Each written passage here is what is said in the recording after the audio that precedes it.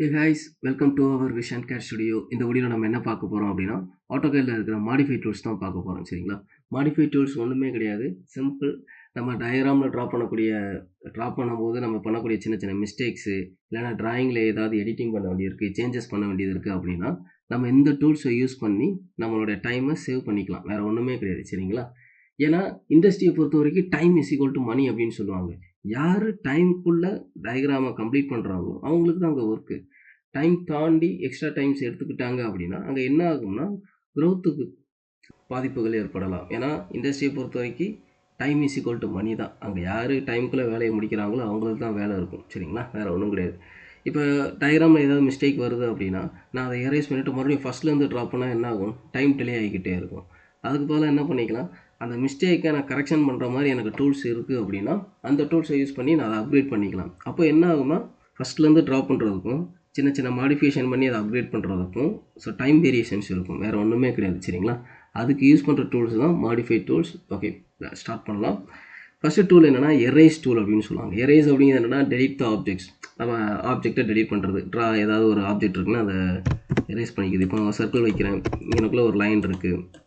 Okay, எரேஸ்க்கு shortcut என்னென்னா இ press பண்ணி enter கொடுத்தீங்க அப்படின்னா எரேஸ் ஆக்டிவேட் ஆகும். இப்போ செலக்ட் ஆப்ஜெக்ட்.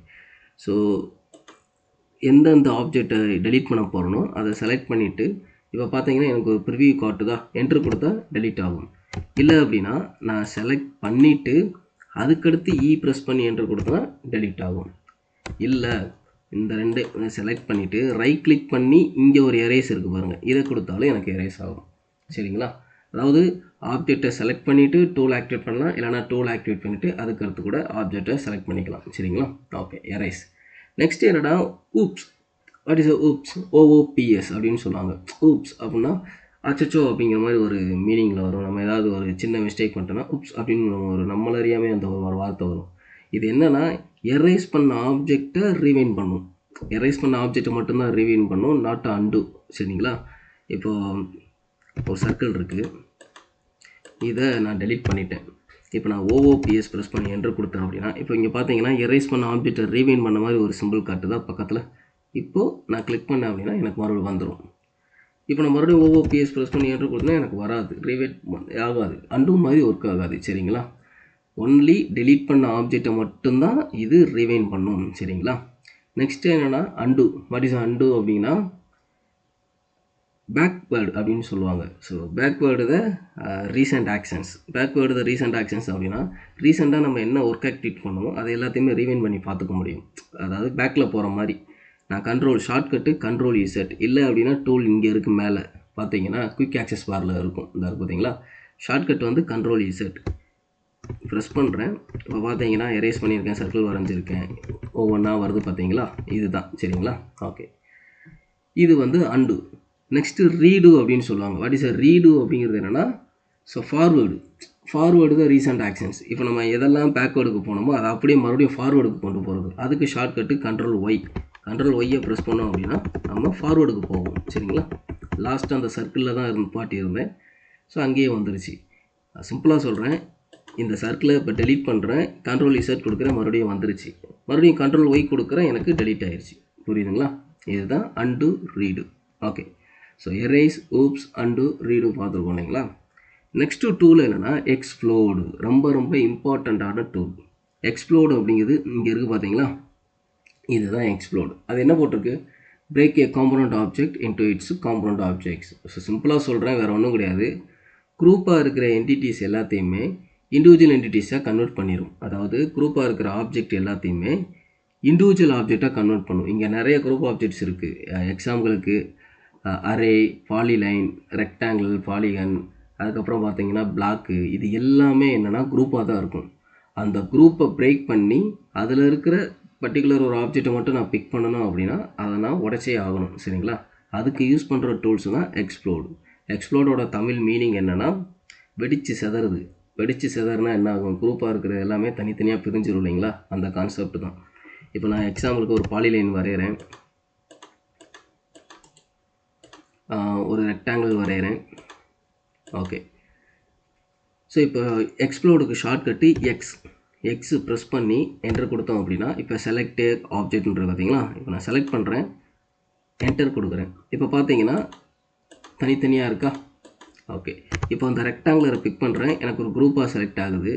இப்போ நான் செலக்ட் பண்ணிவிட்டு எக்ஸ் கொடுத்து நான் என்டர் கொடுக்குறேன். இப்போ பார்த்தீங்க அப்படின்னா இப்போ தனித்தனியாக என்னால் பிக் பண்ண முடியுதா? ஸோ இதுதான் என்னென்னா எக்ஸ்ப்ளோர்டு.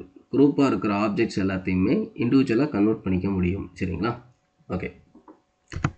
ஸோ இது அதிகமாக யூஸ் பண்ணுற டூல்ஸு சிவில் டயக்ராம் கன்ஸ்ட்ரக்ஷன் டிராயிங்கில் ஒரு ஃப்ளோ பிளான் வரைகிறப்ப இந்த எக்ஸ்ப்ளோர்டையும் ஜாயினையும் யூஸ் பண்ணி தான் நம்ம ட்ரா பண்ணுவோம். சரிங்களா?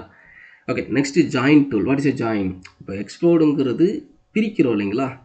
ஜாயின் அப்படிங்கிறது என்னென்னா சேர்க்குறது. அப்போது இண்டிவிஜுவலாக இருக்கிற ஆப்ஜெக்ட்ஸ் எல்லாத்தையுமே குரூப் ஆப்ஜெக்ட்ஸாக கன்வெர்ட் பண்ணிக்கலாம். அதாவது சிம்பிளாக சொல்கிறேன், எக்ஸ்ப்ளோர்டு அப்படிங்கிறது என்னென்னா பாலிலைனை லைனாக கன்வெர்ட் பண்ணிக்கிறது. ஜாயின் அப்படிங்கிறதுனா லைன்ஸ் எல்லாத்தையுமே பாலிலைன் குரூப் ஆக்டிவிட்டீஸாக மாற்றிக்கிறது. வேறு ஒன்றுமே கிடையாது. சரிங்களா? இது எல்லாமே இப்போ என்ன இருக்குன்னா இண்டிவிஜுவலாக இருக்குது. இது எல்லாத்தையும் செலக்ட் பண்ணிவிட்டு ஜே கொடுத்து என்டர் கொடுக்குறேன். ஜாயினுக்கு ஷார்ட்கட்டு ஜே. இப்போ பார்த்தீங்க அப்படின்னா குரூப் ஆயிடுச்சா? இப்போ இது எல்லாத்தையும் செலக்ட் பண்ணிவிட்டு ஜே என்டர் கொடுக்குறேன். ஜாயின் ஆயிடும். இங்கே பார்த்தீங்கன்னா ஜாயின் ஆயிடுச்சா? பட் ஜாயின் அப்படிங்கிறது என்னென்னா ஒரு கனெக்டிவிட்டி இருந்தால் மட்டும்தான் ஜாயின் ஆகும். இப்போ பார்த்தீங்கன்னா லைனை வச்சு 2 லைன் வரைஞ்சிருக்கேன். இதுக்கு எனக்கு ஒரு கனெக்டிவிட்டி இருக்குது. இப்போ ரெண்டையும் செலக்ட் பண்ணிவிட்டு ஜே என்டர் கொடுக்குறேன். ஜாயின் ஆகும். சரிங்களா? பட் இந்த மாதிரி இருக்குது, இந்த மாதிரி கேப் இருக்குது. இப்போ நான் ஜாயின் பண்ணணும் செலக்ட் பண்ணிட்டு ஜே என்டர் கொடுத்தீங்கன்னா ஜாயின் ஆகாது. சரிங்களா? தனியாக தான் இருக்கும். Okay. So erase, oops, undo, redo, explode, join 6 tool பார்த்துருக்கோம் இல்லைங்களா? சரி. நெக்ஸ்ட் என்னென்னா move. What is a move? மூவ்னா ஒரு ஆப்ஜெக்டை ஒரு பிளேஸில் இருந்து அடுத்த பிளேஸுக்கு டிஸ்பிளேஸ்மெண்ட் பண்ணுறது, நகர்த்துறது. வேறு ஒன்றும் கிடையாது இல்லைங்களா? ஒரு இடத்துல இருந்து இன்னொரு இடத்துக்கு நகர்ந்து போகிறது. இதுதான் மூவ் டூல். ஓகே. ஸோ புரிஞ்சிருக்கும்னு நினைக்கிறேன். இதுதான் மூவ் டூலோட தியரி. இப்போ இங்கே ஒரு சர்க்கிள் இருக்குன்னு வச்சுக்கோங்களேன். ஸோ மூவுக்கு ஷார்ட்கட் வந்து எம் ப்ரெஸ் பண்ணி என்டர் கொடுத்தீங்கன்னா ஆக்டிவேட் ஆகும். இப்போ வழக்கம் போல தான் select object, click enter, specify base பாயிண்ட்டுன்னு ஒன்று இருக்கும் பார்த்தீங்களா? அந்த பேஸ் பாயிண்ட் அப்படிங்கிறது என்னென்னா அந்த ஆப்ஜெக்டை நம்ம எந்த இடத்துல பிடிச்சு மூவ் பண்ணுறோம், அதாவது டிஸ்டன்ஸ் பாயிண்ட் எங்கே இருந்து கால்குலேட் ஆகணும். இப்போ நான் ஒரு டிஸ்டன்ஸ் மார்க் பண்ணுறேன் அப்படின்னா அந்த டிஸ்டன்ஸ் எந்த பாயிண்டில் இருந்து மார்க் ஆகணும், அதாவது 0 பாயிண்ட், வேறு ஒன்றும் கிடையாது. சரிங்களா? இப்போது இந்த சென்டர் பாயிண்ட்டை பிடிச்சிட்டு இப்போ நான் ட்ராக் பண்ணுறேன். இப்போ மேனுவலாக இப்போ எனக்கு இந்த இடத்துல வேணும், இங்கே மூவ் பண்ணுறேன். இல்லை அப்படின்னா இங்கே வைக்கிறேன். ஸோ இந்த மாதிரி மேனுவலும் வச்சுக்கலாம். இல்லை உங்களுக்கு இப்போ மெஷர்மெண்ட் வைஸாக நீங்கள் போகணும் அப்படின்னா இப்போ நான் ஒரு லைன் வைக்கிறேன். இந்த லைனோட லென்த்து வந்து ஒரு 500 கொடுத்துட்றேன். 500 அமௌண்ட் கொடுத்துருக்கேன். இப்போ இந்த சர்க்குலரை செலக்ட் பண்ணிவிட்டு மூவ் ஆக்டிவேட் பண்ணிவிட்டு பேஸ் பாயிண்ட் பிடிச்சிட்டு இந்த ஹரிசாண்டல் டைரக்ஷனில் 500 கொடுக்குறேன். எனக்கு 500 மூவ் ஆகும். இல்லை இப்போ வந்துட்டு ஒரு லைன் எடுத்துகிட்டு ஒரு 60 டிகிரி வரைகிறேன். ஐ மீன் 120 degree. Shift smaller than press பண்ணிவிட்டு 120 என்டர். இங்கே வந்துட்டு ஒரு 500 கொடுத்துட்றேன். ஓகே. இப்போது இந்த சர்க்குலரை செலக்ட் பண்ணிவிட்டு மூவ் டூல் எடுத்துகிட்டு இந்த பேஸ் பாயிண்ட் பிடிச்சிட்டு நான் என்ன பண்ணுறேன், டிகிரி ஆக்டிவேட் பண்ணுறேன். ஃபஸ்ட்டு ஷிஃப்ட் ஸ்மாலர் தென் கொடுத்துட்டு 120 டிகிரி கொடுத்துட்றேன். இப்போ பார்த்தீங்கன்னா அந்த 120 டிகிரிலேயே தான் மூவ் ஆகுதா? இதுக்கடுத்து நான் எவ்வளோ லென்த்து போகணும், 500ன்னு கொடுத்தேன்னா எனக்கு 500ல் போகும். ஸோ மெஷர்மெண்ட்டும் கொடுத்துக்கலாம். நம்ம அதே டைமில் டிகிரி ஆக்டிவேட் பண்ணி அதுக்கடுத்து மெஷர்மெண்ட்டும் மார்க் பண்ணிக்க முடியும். சரிங்களா? இதுதான் என்னென்னா மூவ் டூல், வேறு ஒன்றுமே கிடையாது. நெக்ஸ்ட்டு என்ன அப்படின்னா காப்பி. ஸோ இங்கே மூவ் இருக்கும், அதுக்கு கீழேயே பார்த்தீங்கன்னா காப்பி டூல் இருக்கும். ஸோ காப்பி அப்படிங்கிறது என்னென்னா சேம் தான், மூவில் என்ன பண்ணோமோ அது எல்லாத்தையுமே அப்படியே காப்பியில் பண்ணிக்க முடியும். பட் காப்பி அப்படிங்கிறது என்னென்னா மூவ் வந்து ஒரிஜினல் ஆப்ஜெக்டை அப்படியே டிஸ்பிளேஸ்மெண்ட் பண்ணுறோம். பட் காப்பி அப்படிங்கிறதுனா ஒரிஜினல் ஆப்ஜெக்டில் இருந்து டூப்ளிகேட் எடுத்து நம்ம டிஸ்பிளேஸ்மெண்ட் பண்ணுவோம். வேறு ஒன்றுமே கிடையாது. சிம்பிள் டூப்ளிகேட் க்ரியேட் பண்ணுறது. இப்போ இந்த சர்க்குலரை செலக்ட் பண்ணுறேன். செலக்ட் பண்ணிவிட்டு இப்போ நான் காப்பி எடுக்கிறேன். காப்பி ப்ரெஸ் பண்ணிவிட்டு ஷார்ட்கட்டு CO கிளிக் பண்ணிவிட்டு இந்த இடத்துக்கு இங்கே ஒன்று வேணும், இங்கே ஒன்று வேணும். ஸோ இப்போ பார்த்தீங்கன்னா நான் மேனுவலாக க்ரியேட் பண்ணியிருக்கேன்.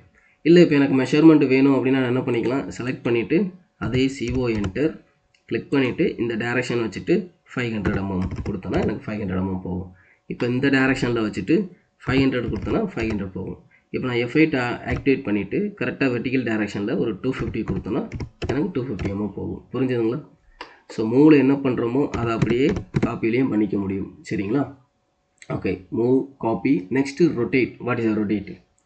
ரொட்டேட் அப்படிங்கிறது என்னென்னா ஒரு ஆப்ஜெக்டை ஒரு டிகிரியிலேருந்து ஒரு பர்டிகுலர் டிகிரிக்கு நமக்கு வேணுங்கிற டிகிரிக்கு நம்ம திருப்பி வச்சுக்கிறது, ரொட்டேட் பண்ணி வச்சுக்கிறது. ஸோ அவ்வளோதான்.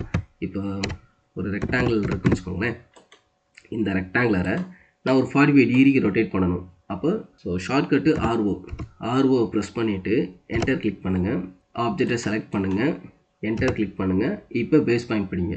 நான் பேஸ் பாயிண்ட் என்ன பண்ணுறேன், இதோட சென்டர் பாயிண்ட்டை பிடிச்சிட்டு இப்போ பார்த்தீங்க அப்படின்னா எனக்கு ரொட்டேட் ஆகுதா? ஓகே, ரொட்டேட் ஆகுது.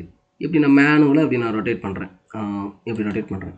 இல்லை இப்போ எனக்கு டிகிரி மார்க் பண்ணணும் அப்படின்னா செலக்ட் பண்ணிவிட்டு அதே ஆர்ஓ ப்ரெஸ் பண்ணி என்டர் கொடுத்துட்டு பேஸ் பாயிண்ட் பிடிச்சிட்டு இப்போ டிகிரி வந்து என்னென்னா 45 டிகிரின்னு கொடுத்துட்றேன். எனக்கு இப்போ 45 டிகிரியில் ரொட்டேட் ஆகிருக்கும்.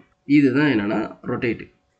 இதை ஒரு ரேடியஸ் வைஸாக நான் ரொட்டேட் பண்ணணும் அப்படின்னாலும் ரொட்டேட் பண்ணலாம். இப்போ ஒன்றும் இல்லை, இப்போ ஒரு செலக்ட் பண்ணிவிட்டு ரொட்டேட் ப்ரெஸ் பண்ணி என்டர் கொடுங்க. பேஸ் பாயிண்ட்டு அந்த ஆப்ஜெக்டில் பிக் பண்ணாமல் அந்த ஆப்ஜெக்ட்லேருந்து ஒரு டிஸ்டன்ஸ் வைஸாக நீங்கள் பிக் பண்ணீங்க அப்படின்னா அதோட ரேடியஸ் லென்த்து அந்த ஆப்ஜெக்ட்டுக்கும் நான் பேஸ் பாயிண்ட் பிக் பண்ணதுக்கு எவ்வளோ டிஸ்டன்ஸோ அந்த டிஸ்டன்ஸில் தான் எனக்கு ரொட்டேட் ஆகும். தெரியுதுங்களா? ஓகே, இப்போ நான் டிகிரி வந்து 90 டிகிரின்னு கொடுத்துட்றேன். பார்த்தீங்கன்னா அந்த இதில் அந்த ரேடியஸ் எவ்வளோ லென்த்தோ அதுக்கேற்ற மாதிரி 90 டிகிரியில் ரொட்டேட் ஆகிருக்கும். அது நான் இப்போ இன்னொரு விஷயம் என்னென்னா ரொட்டேட்டில் வந்து நான் காப்பியும் பண்ணிக்க முடியும். இப்போ நான் ரொட்டேட் ப்ரெஸ் பண்ணி என்டர் கொடுத்துட்றேன். இப்போ ரொட்டேட் ஆகுது. நான் என்ன பண்ணுறேன், கீழே வந்தீங்கன்னா காப்பின்னு இருக்கா, சி ப்ரெஸ் பண்ணி என்டர் கொடுத்துருங்க. இப்போ டூப்ளிகேட் வந்துடும் ரொட்டேட்டில். இப்போ வந்துட்டு நான் 90 டிகிரி கொடுத்துறேன். ஸோ இப்போ பார்த்தீங்க அப்படின்னா க்ரியேட் ஆகிருக்கா? ஓகே, இதுதான் ரொட்டேட் ஆப்ஜெக்ட்ஸ். ரொட்டேட்லேயே நம்மளால் காப்பி பண்ணிக்க முடியும். சரிங்களா? நெக்ஸ்ட்டு என்ன அப்படின்னா மிரர் அப்படிங்கிறது என்னென்னா, ஸோ இதுவும் காப்பி மாதிரி தான், டூப்ளிகேட் க்ரியேட் பண்ணும். பட் எப்படி க்ரியேட் பண்ணோம் அப்படின்னா, நான் போய் ஒரு கண்ணாடியில் கண் முன்னாடி நின்றுன்னு வச்சுக்கோங்களேன். நான் லெஃப்ட் ஹேண்டரை தூக்குனா ரைட் ஹேண்ட் மாதிரி தெரியும், ரைட் ஹேண்டை தூக்குனா லெஃப்ட் ஹேண்ட் மாதிரி தெரியும். ஸோ அதுதான் என்னோட டூப்ளிகேட் தான் தெரியும். பட் எப்படி தெரியும்னா எனக்கு ஆப்போசிட்டாக தெரியும், வேறு ஒன்றுமே கிடையாது. சரிங்களா? ஓகே, இப்போ எக்ஸாம்பிளுக்கு நான் என்ன பண்ணுறேன், ஒரு லைன் எடுத்துகிட்டு ஒரு டி ஷேப் வரைகிறேன். ஓகே, இந்த மாதிரி நான் வரைஞ்சிருக்கேன்னு வச்சுக்கோங்களேன். இப்போது இதை நான் மிரர் பண்ணுறேன். இதை செலக்ட் பண்ணிவிட்டு ஷார்ட்கட்டு எம்ஐ ப்ரெஸ் பண்ணிவிட்டு பேஸ் பாயிண்ட் என்னென்னா கொஞ்சம் டிஸ்டன்ஸ் வச்சுக்கிறேன். கிளிக் பண்ணிவிட்டு இப்போ என்ன பண்ணுறேன், நான் ஹரிசாண்டலாக ட்ராக் பண்ணேன். நான் இப்போ ஹரிசாண்டலாக ட்ராக் பண்ணுறேன் அப்படின்னா நான் பிக் பண்ண ஆப்ஜெக்ட்டுக்கும் அந்த ஹரிசாண்டல் பாயிண்ட்டுக்கு எவ்வளோ டிஸ்டன்ஸோ அந்த இதில் தான் எனக்கு மிரர் ஆகும். இப்போ நான் வெர்டிகலாக ட்ராக் பண்ணுறேன். அப்போது நான் பிக் பண்ண பாயிண்ட்டுக்கும் அதுக்கு எவ்வளோ டிஸ்டன்ஸ் அதே சேம் டிஸ்டன்ஸில் எனக்கு காப்பி ஆகுதா? பட் ஆப்போசிட்டாக காப்பி ஆகும். பார்த்தீங்கன்னா தெரியுதா? இதுதான் மிரர். இப்போ என்னென்னா இங்கே எரேஸ் த சோர்ஸ் ஆப்ஜெக்ட்னு காட்டுதா? எரேஸ் த சோர்ஸ் ஆப்ஜெக்ட்னா இதுதான் சோர்ஸ். இந்த இருக்குது பார்த்தீங்களா, இதுதான் சோர்ஸ். இது வேணுமா வேண்டாமான்னு கேட்குது. எஸ் கொடுத்தீங்கன்னா எரேஸ் ஆயிரும். இப்போ இதை செலக்ட் பண்ணிவிட்டு எம்ஐ ப்ரெஸ் பண்ணி என்டர் கொடுத்துட்றேன். இந்த இதை கிளிக் பண்ணிவிட்டு நான் பக்கத்துலேயே கிளிக் பண்ணுறேன். இப்போ ட்ராக் பண்ணுறேன்.